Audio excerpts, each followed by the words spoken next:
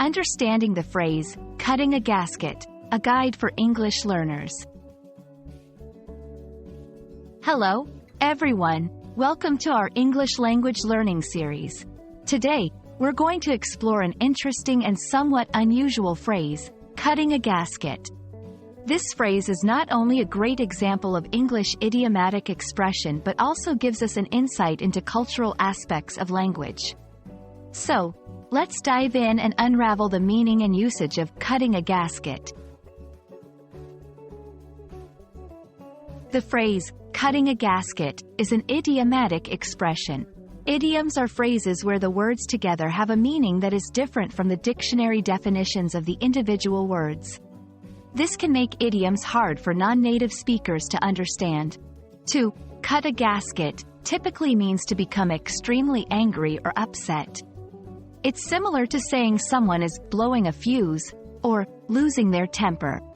The phrase originates from machinery, where a gasket is a seal that prevents leaks.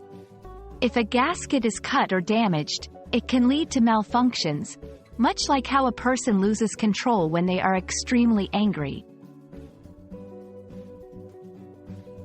Understanding an idiom also involves knowing how to use it in context.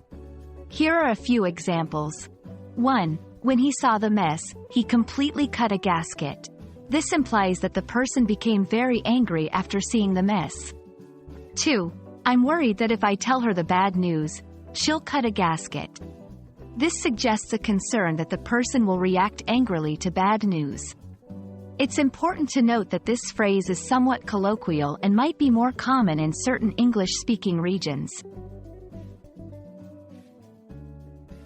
For those looking to expand their vocabulary, here are some alternative phrases with similar meanings.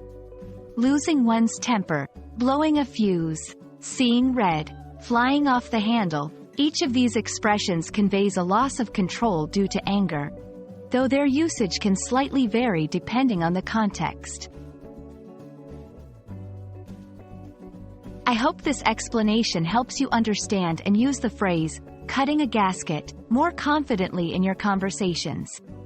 Remember, exploring idiomatic expressions is a great way to deepen your understanding of the English language and its cultural nuances. Thanks for watching, and happy learning!